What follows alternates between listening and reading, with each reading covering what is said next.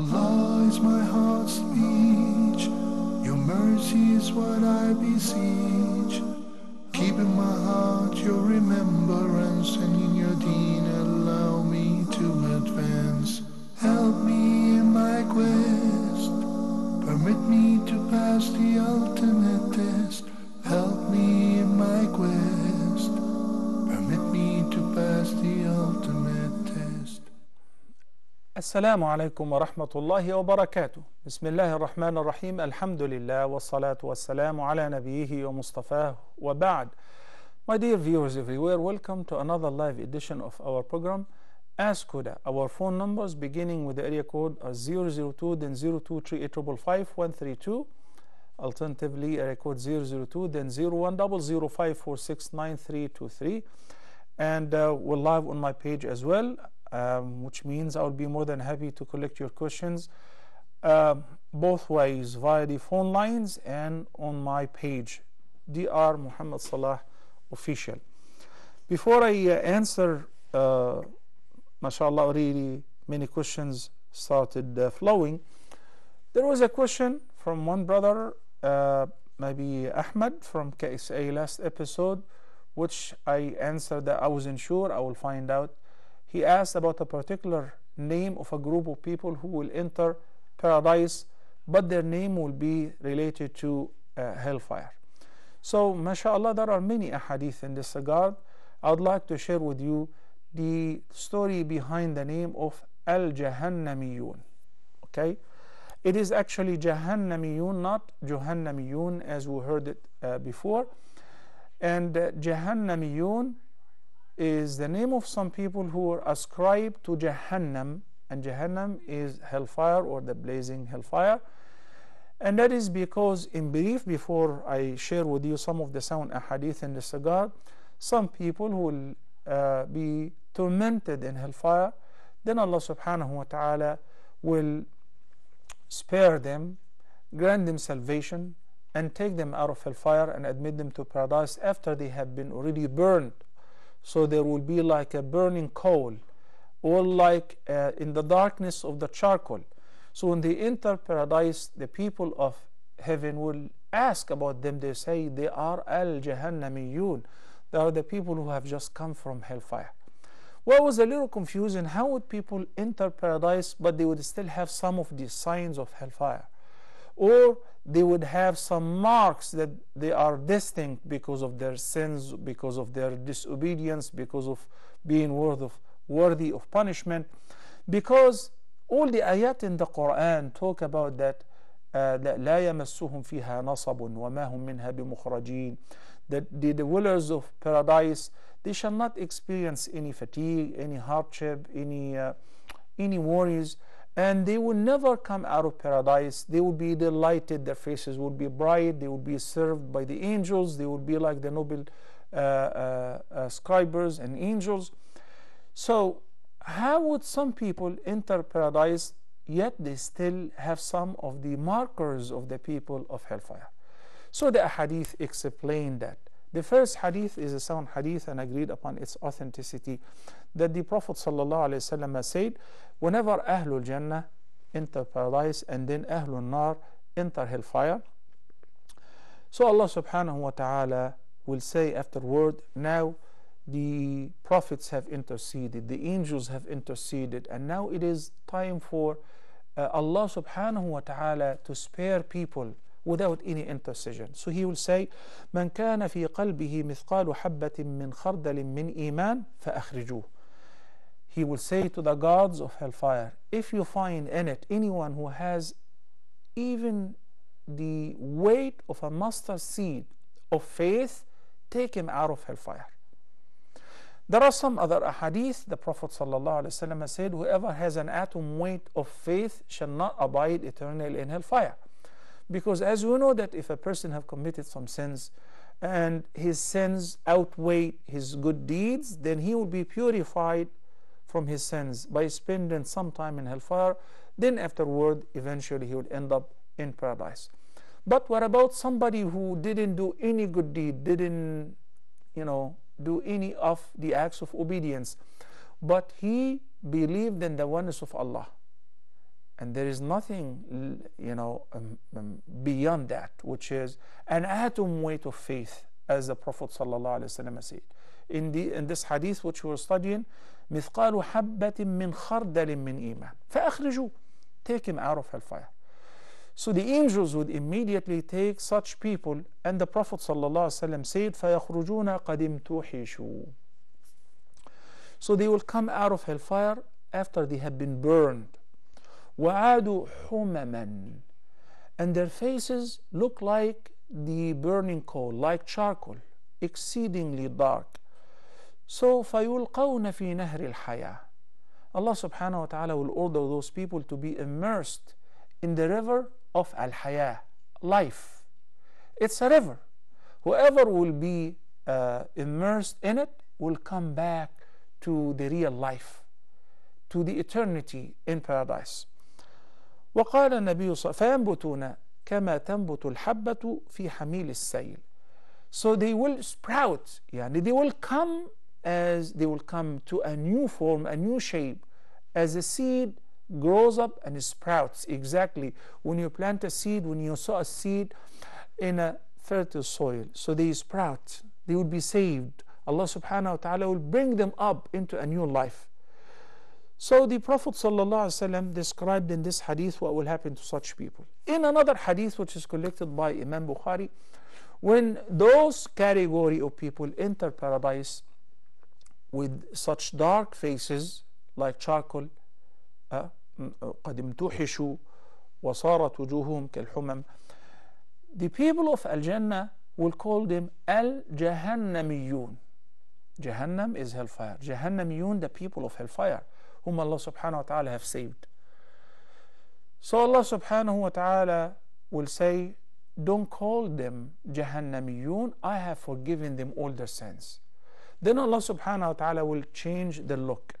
In a third hadith, the Prophet sallallahu alaihi wasallam said that those people who will be the last people to enter paradise and the last people to come out of hellfire and then to enter paradise, when they enter and they see that mashallah everybody have settled already in heaven, Allah subhanahu wa ta'ala will ask them, what do you guys want? So they will ask, and Allah subhanahu wa ta'ala will grant them the following. After they will say, يا ربنا أي شيء أفضل من هذا فيقول رضايا فلا أسخط عليكم أبدا. You gain my pleasure so that I will never be upset with you afterward. This is another hadith collected by Imam Bukhari and Muslim. In a fourth hadith, the Prophet ﷺ said, Allah will continue to give them so that the share of the least one of them, of whom? Of the last patch which will enter paradise will be as much as the entire worldly dunya 10 times, 10 folds. Subhanallah. Not like a neighborhood in a nice state or a nice country or province. No, the whole dunya with all the continents, the whole earth, 10 times more. This whole planet is yours. To whom? To the least person. That is the share of the least person who will be in paradise. So what about those who will enter paradise as the first patch or second patch? Because of that, the Prophet ﷺ said, whenever you guys ask Allah for heaven, you should aim high. You should ask Him for Al-Firdaus Al-A'la, because it is the highest and it is the topmost part of paradise. So what do you say? Allahumma inna nas'aluka al-firdaus al-a'la min al-jannah. Oh Allah, we ask you to take us straight to the highest place in paradise in the company of your Prophet Muhammad sallallahu alaihi wasallam. And now with your questions, so now you got to know the story of Al-Jahannamiyun, and this name and this description will not last. It will just be like a symptom that these people have just come out of hellfire and entered paradise, but it will not last with them. Intizar Ibrahim. Intizar says, I have a question. I know that using perfume for women is haram in front of non-mahram, but can she use creams or lotions in public places that they have beautiful scent or smell? Well, my dear brothers and sisters, basically the Prophet ﷺ did not allow women to wear fragrance in public because it attracts people to look at her and to desire her. That is the only reason.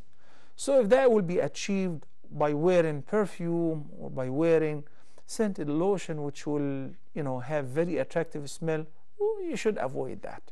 He said even if you're going to the masjid and you happen to wear perfume, then you go home and wash it off. Wearing deodorants and all of that is fine, but wearing something that has very attractive smell in public is what the Prophet ﷺ forbade. The second question is Hassin Ashfaq. I'm staying in Jeddah. If I visit Medina, should I have to pray Sunnah and Nafl Salah or only Fard Salah? Well, from Jeddah to Medina, this is like, maybe approximately 500 kilometers. So you're definitely eligible to shorten your prayer once you leave the city limit of Jeddah. So you shorten the prayer and you're also allowed to combine the prayers. In this case, you will be exempt from offering the emphatic sunan, the 4 rak'ahs before Dhuhr, 2 after Dhuhr, 2 after Maghrib, 2 after Isha. Yet the Prophet ﷺ was very keen to pray the 2 rak'ahs before Fajr even if he was traveling. And similarly, witr. What about the rest of the nawafil? Duha prayer, the greeting of the masjid, the tahajjud or the night prayer? We're absolutely free to do any of that. And even if you wanted to pray the emphatic sunan, like you enter the masjid and there is an adhan and there is about 20 minutes until iqamah, you want to pray it, you can pray it, no problem. But you're exempt, it doesn't become emphatic anymore, simply because you're traveling. So if you're permitted, if you're allowed to shorten your prayer, you're also exempt from offering the emphatic sunan. If you want to pray them, that is permissible. Barakallahu feek.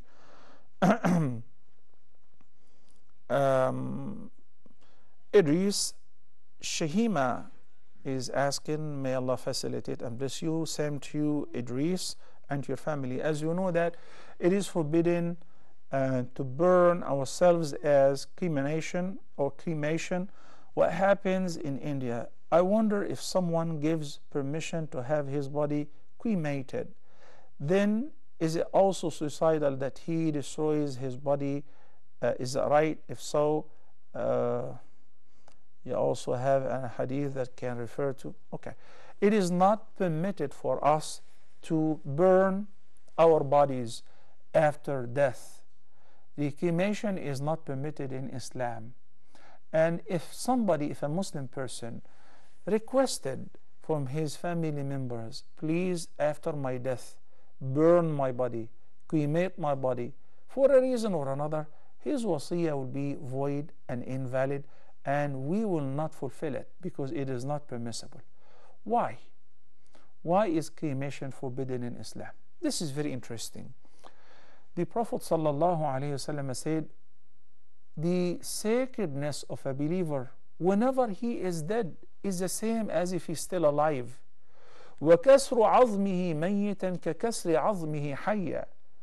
And that's why when we wash the dead body of the person, we are being very careful. When we wash the body, we make sure that the water is neither very cold nor very hot. Why? Because we treat him as if he or she is still alive with extra care.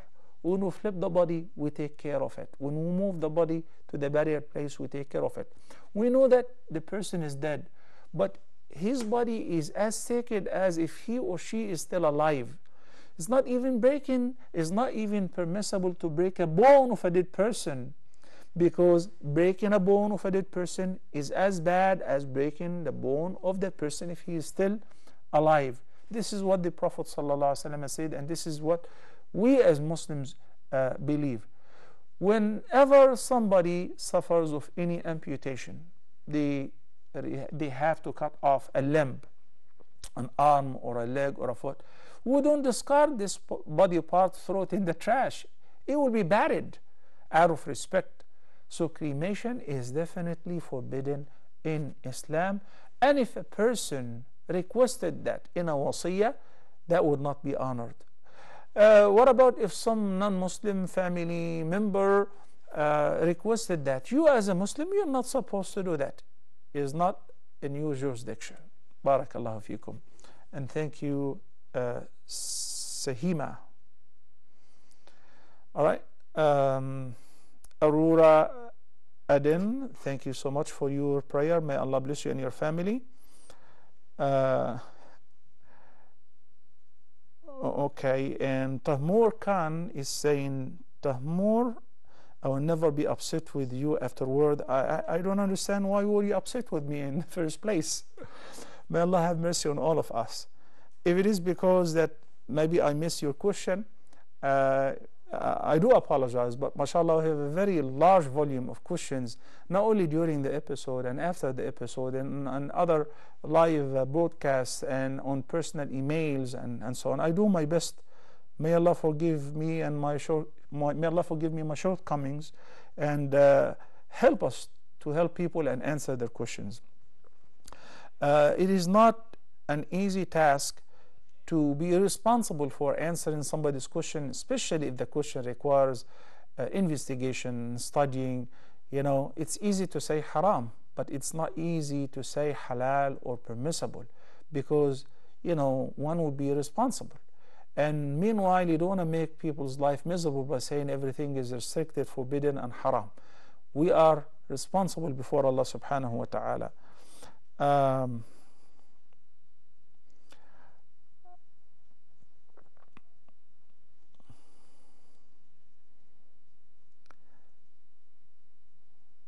Okay, Rabia Shorna, Sister Rabia is asking after salam, what to do if the in-laws interfere in the couple's life and that cause them to fight. Husband do not understand the situation. What a wife right in this situation. It is complicated. It is very complicated, and things like that require counseling, not just mere advices. The couple and husband and wife must understand that even in the case of the Hajj, as the ayah says, فَهْجُرُوهُنْ فَعِظُوهُنَّ وَهْجُرُوهُنْ, Al-Hajj is only in bed. Even your children, you know, who are living with you in the same house, shouldn't know that you're not talking to your wife. Shouldn't know that, sister, that you are not talking to your husband. You should keep it in a very narrow scale between you and your husband. You shouldn't share that with others. What makes any little problem major is sharing it with others and taking advices from people who are not eligible to give advices. They're not qualified to give advices. And obviously the in-laws in every society, they have the wrong perception. Let me phrase it this way. So what do? Allah subhanahu wa ta'ala likes reconciliation, and He commanded reconciliation, okay? Between the individuals, between the groups, between the couple, between nations. And in the case of the husband and wife, if it comes to the worst case scenario, Allah subhanahu wa ta'ala said, فَابْعَثُوا حَكَمًا مِنْ أَهْلِهِ وَحَكَمًا مِنْ أَهْلِهَا إِنْ يُرِيدَ إِصْلَاحًا يُوَفِّقِ اللَّهُ بَيْنَهُمَا. So appoint an arbitrator from his side and another from her side. And the word hakam is not just an arbitrator. Hakam from hikmah, from wisdom. People who desire to reconcile, people who like to bring peace. And if they have this quality, they will be able to reconcile. I've done many marriage counseling, and by the end it ended up, subhanallah, that the couple didn't really have a big deal of differences. It was simply the interference of somebody, not necessarily the in-laws, friends maybe. Assalamu alaikum wa rahmatullah. Brother Muhammad from the KSA. Assalamu alaikum, Shaykh. How are you? Wa alaikum assalam wa rahmatullahi wa barakatuh. I'm doing fine, alhamdulillah. Thank you for asking. Thank you, Shaykh, for your answer for the Jahannam. I was the person who asked the question a couple of weeks ago. Thank you so much. Okay, barakallah feek. I have one more question, Shaykh. Say, when I heard there is a hadith which I don't know whether it's a true hadith, I just want to clarify with you. When you do sandals or shoes, you have to say Allahumma sabbit qadami ala siratin mustaqim. Is that true or not? Is that correct hadith or not? When you do what? When I wear shoes or sandals, I have to say Allahumma sabbit qadami ala siratin mustaqim. Is that dua is correct or not? Okay, I doubt that there is a hadith in this regard. Okay. Okay? Barakallah. Okay, thank you. You're most welcome. Thank you. Okay. Maram Hassan, sister Maram is asking how to make up the missing prayers during the day. That's a good question. You make them up in the same order. I mean, if somebody overslept, he slept since 11 and the dhuhr is at 12, so he slept before dhuhr, and he woke up at 8 p.m. he missed dhuhr, asr, maghrib, and now it is time for isha. So you're gonna make them up in the same order. Of course, I'm only answering the question in case that happens because the person took some medication or antihistamine or whatever and he just overslept. But in regular circumstances, the person should understand that I have to make certain to offer the prayer on time. But if it happens, because the Prophet ﷺ said the two conditions for a resident and a person who is not traveling are as follows. Assalamu alaikum. Sister Azra from United Arab Emirates. Assalamu alaikum. Wa alaikum assalam, Yakhi. How are you? Doing fine, alhamdulillah. Thank you for asking. Yes. Once again, let me put off this headphone. Yeah. I have a question for you. I need your help, please. Okay, I'll try. Go ahead. Oh, yeah. Sheikh, I was married to one of my second cousin, and I had 3 daughters from him. Mm-hmm.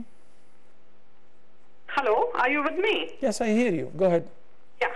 I had 3 daughters with him, from him, and he was not earning, yeah, Sheikh. He was, we are from south of India, and this is a normal routine there in Bangalore. And the lady works and the husband sits at home and eats. That's terrible. I came here to Dubai, and with much difficulty, I brought up the 3 children. And at the age of 18, I was separated from this man. I was separated and I took care of my children. My children were educated here in Dubai. And alhamdulillah, everything was fine. I got one daughter married and the other 2, they are not on my terms. Okay? Mm-hmm. Yeah. Hello? Yeah, go ahead. I'm listening, Sister Azra. Continue, sister, please. And these 2 daughters, they were very much on their own, yeah, Sheikh. Like, they cover their head, everything. But meeting the boys, going to they say that it is the college colleagues and all that. And I was not happy with that, yeah, Sheikh. And 15 days back, they were very much upset with me, saying that I'm very strict, I'm very orthodox and all that. And I spoke to their father, I sent them back. I didn't speak to them. I called my cousin, I said, this is happening here, and what should I do?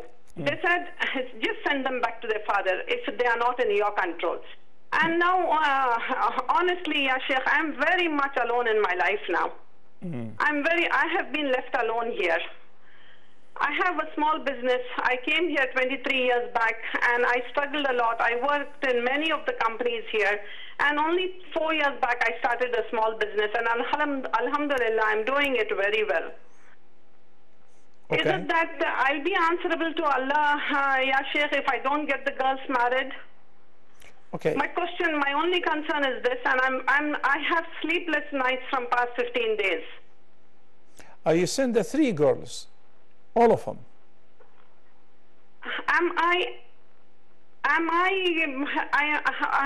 Will I be questioned by Allah saying that I took them for Umrah? They are very much, alhamdulillah, they listen to me, they do Salah, they read Quran, everything is fine. But they want freedom, ya Sheikh. I cannot give freedom.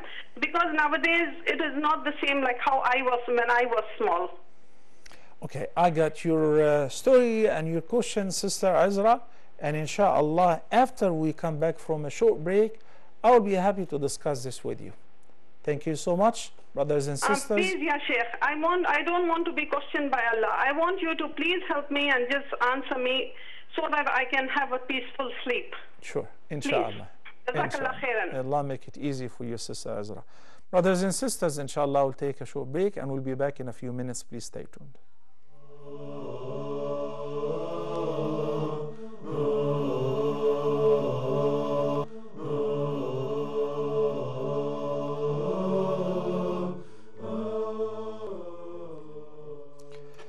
Assalamu alaikum wa rahmatullahi wa barakatuh, and welcome back.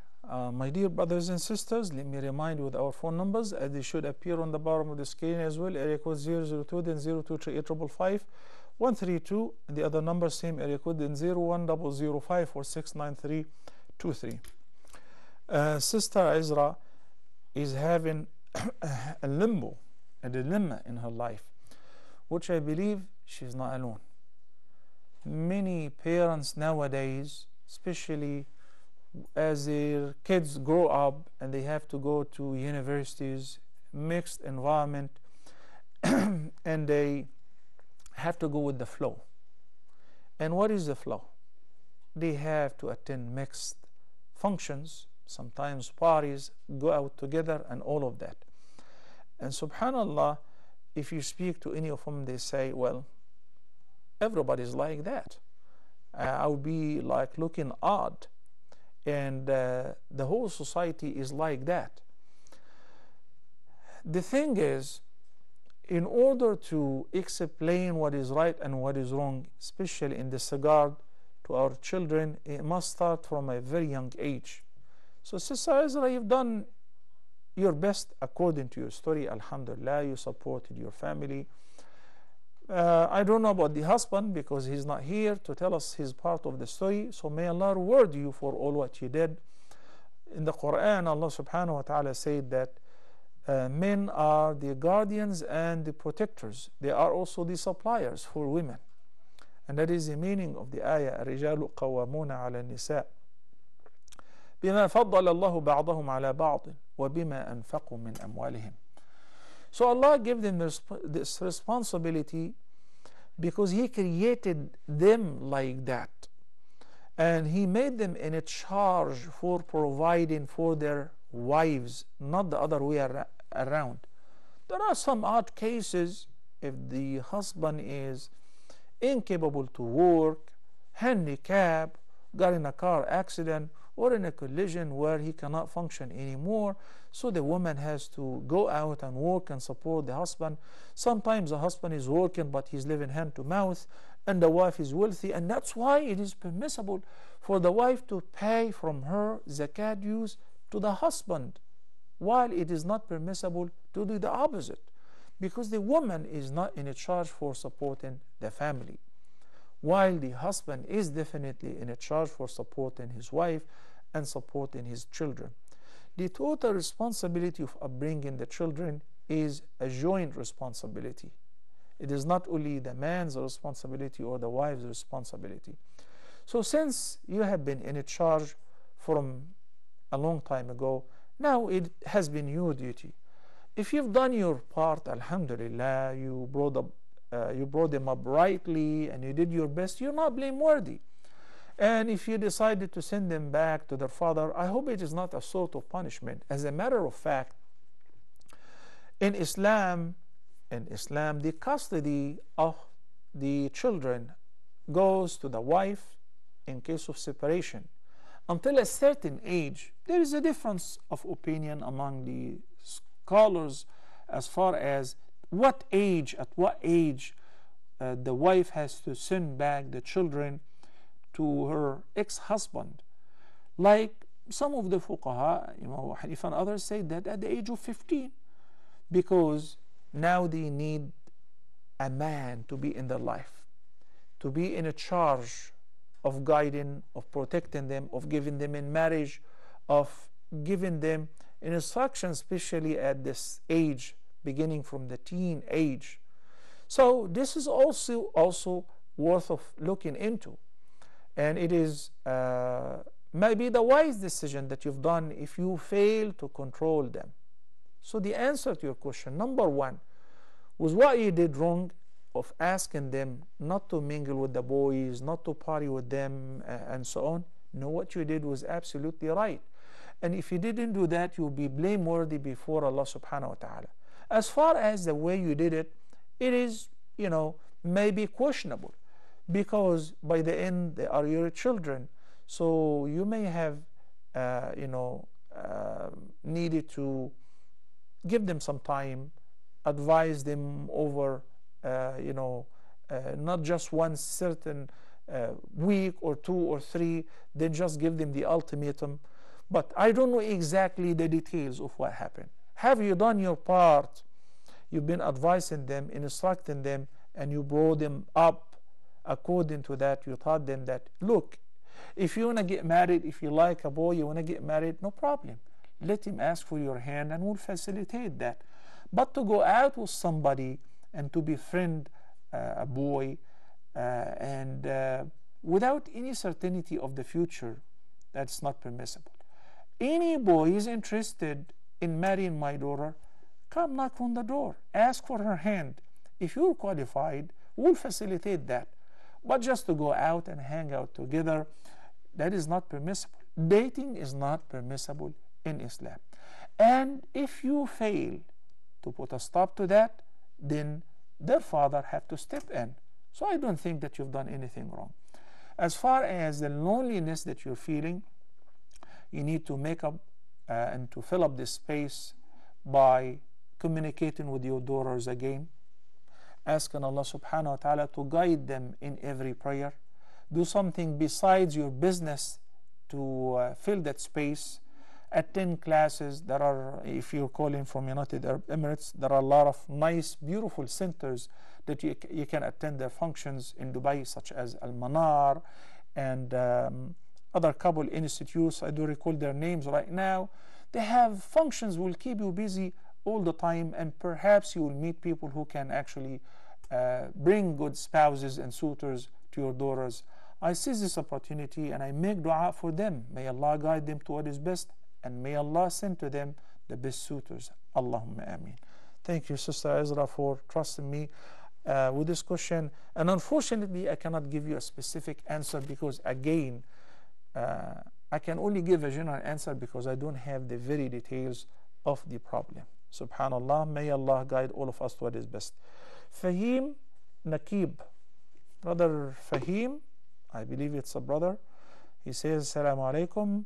I want to ask you about shortening the prayer Qasr. I'm from Bangladesh. I live in Nigeria. Every year, by the blessings of Allah, I go to my country for holidays.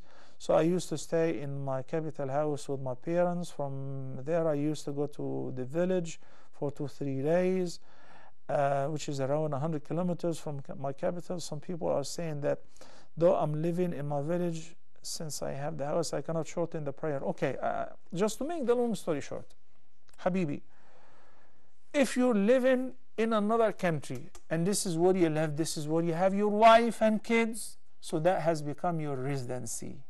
You have your wife and kids, this is where you live, this is your residency. In this case, when you go home to visit, you're visiting, you apply qasr salah or shortening the prayer to this trip. Why? Because you're just visiting, you're not residing. If you decided at one day to stay for good, in this case that has become your new home. So even if you go back to visit Nigeria for a business trip or whatever, you shorten the prayer. What decides and what determines when to shorten the prayer is if that place you're going to is not your place of residence. This is not the place where you live in. You're just visiting. Even if you're visiting your parents, if you're visiting them for 3 days, then you shorten your prayer. If you decide to stay more than 4 days, in this case, according to the opinion of the vast majority of the Muslim jurists, you pray full, whether you're staying with them or you're staying in the hotel. Barakallah fikum. Abdi Razak, is it acceptable to make wudu inside the toilet? And if you go back inside the toilet, does wudu break? No, wudu doesn't break simply because of going to the toilet or the place of answering the call of nature.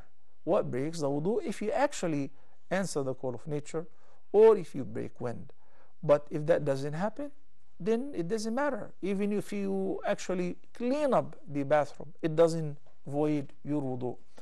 As far as the current situation where almost all houses or most of the houses have the basin, the sink in the washroom.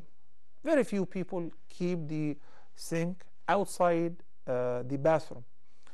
So if you end up making wudu in the same place where you answer the call of nature or in the toilet, in this case, what do you do with the basmala? Since it is required to say Bismillah in the beginning of your wudu, and also beautiful supplications during and after.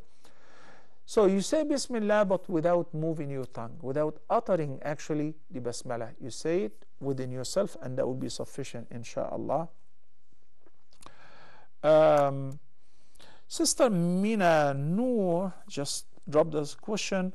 If I'm outside for a couple hours and I don't have a place to pray, can I pray when I come home if I missed a couple of prayers? Luckily in Islam, alhamdulillah, the Prophet ﷺ said, جُعِلَتْ لِيَ الْأَرْضُ مَسْجِدًا وَطَهُورًا. The whole earth is a valid place to offer the prayer. In case that you're out shopping, there is definitely a place to offer the prayer. So whenever you fear that you're going to miss the prayer, you have to offer the prayer, even if it is in a public place, as long as it is safe. You understand what I mean? Some countries now, they go crazy when they see somebody, some Muslim is praying, okay, and you may jeopardize your life or your safety. Don't do that, okay? That will be like a necessity. You can postpone the prayer.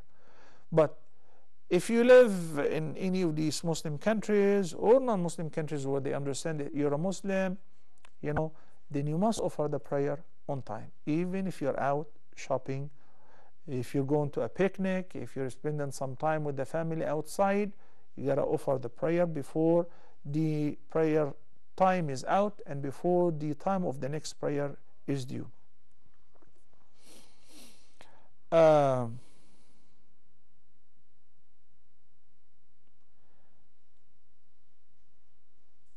Okay, Sister Azra is sending me a message. She's saying that she advised him and they don't want to get married. Okay, so they don't want to get married and they want to go out with boys. Perhaps you've done the right thing, sending them back to their father to deal with them. Now I just want to have a little chat with all of you brothers and sisters. What happens if you do your best to bring up your children as righteous boys and kids? You teach them, you instruct them, you inspire them to be committed. There is no such thing called Orthodox Muslims. There is either a Muslim, a practicing Muslim, or a sinner, right?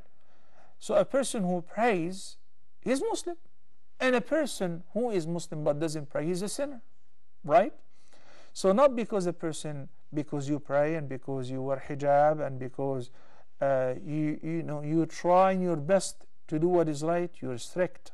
No, I am a regular Muslim, I'm an ordinary Muslim, but maybe others are sinners because they don't see it this way. They think freedom means to do whatever you want to do. Okay, you do whatever you want to do, but not on my watch, because I'm responsible.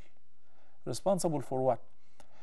When Allah subhanahu wa ta'ala says, فَمَنْ شَاءَ فَلْيُؤْمِنْ وَمَنْ شَاءَ فَلْيَكْفُرْ, some people misunderstand this ayah of Surah Al-Kahf, which says, if you want to believe, you may believe. If you want to disbelieve, it's your call, it's your choice. Okay, what about the rest? What is the following segment? إِنَّا أَعْتَدْنَا لِلْكَافِرِينَ نَارًا أَحَاطَ بِهِمْ سُرَادِقُهَا.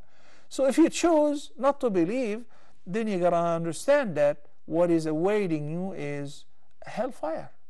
May Allah protect us against that. Yes, in this life you are given the free choice. Okay? But إِنَّا أَعْتَدْنَا لِلظَّالِمِينَ نَارًا أَحَاطَ بِهِمْ سُرَادِقُهَا وَإِن يَسْتَغِيثُوا يُغَاثُوا بِمَاءٍ كَالْمُهْلِ يَشْوِي الْوُجُوهَ. Very terrible fate. So it is your call in this life to choose to do good or to do bad, to be obedient or disobedient, to be a sinner or whatever, even to believe or to disbelieve. But your choice requires you to bear the consequences. طيب. In our case, as a Muslim parent, am I in a charge for my children? You are definitely in a charge until a certain age. Allah subhanahu wa ta'ala says in Surah Al-Tahrim, ayah number 6, O who you believe, protect yourselves and family members. يا أيها الذين آمنوا قوا أنفسكم وأهليكم نارا وقودها الناس والحجارة. So you're not only responsible to save yourself, you're also responsible to save yourself and your family members. Well, I've done my best. I taught them, I brought them up to be righteous. Then afterward, after they reach the age of puberty and now they're living on their own, I don't have any say on them. They change, then you're not responsible. Because on the day of judgment, every person shall say, myself, myself. يوم يفر المرء من أخيه وأمه وأبيه وصاحبته وبنيه. On the day, every person will abandon and will disown everyone. Your kids will disown you, and you will disown your kids. The spouses, the loving couple will disown each other, because every person will be worried about himself or herself, even the prophets. Okay, but people will be questionable and will be responsible for those who are under their guardianship, whether they have done their duty and their jobs towards them or not. And if you've done that, alhamdulillah. Nuh's son, definitely Prophet Nuh alayhi salam gave him da'wah, but by the end he didn't accept, and he was drowned before the eyes of his own father. And when he tried to make dua for him after he was drowned, he was banned, he was forbidden.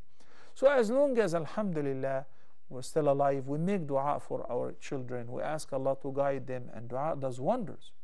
Okay, but I'm not gonna assess them. You say that you invite them to get married and say no, they don't want to get married. Okay, and you're not allowed to date boys and go out with people because it's not permissible. Okay, this is not called freedom, this is called a sin, because Allah subhanahu wa ta'ala does not allow that. He commands me as a man to lower my gaze and not to look at you, because you're not my wife, you're not my sister, you're not my mother. And he commands you as well to lower your gaze, not to look at any man who's not your mahram or no your husband. He doesn't allow you to go out with somebody whom you don't have any relationship with. You like this guy? Get married. It's as simple as that. Barakallahu fikum. Marbahi Bautista is asking, what are the signs before Al-Mahdi and Jesus comes? Oh, okay. Basically, you're asking about a whole program. Okay, maybe 60 episodes or so. And we have actually many programs in this regard. But perhaps, inshallah, because we're running out of time, I can list them, because they will be the minor signs. So inshallah, hopefully in the next episode, we'll list some of these signs in brief without discussing them in details.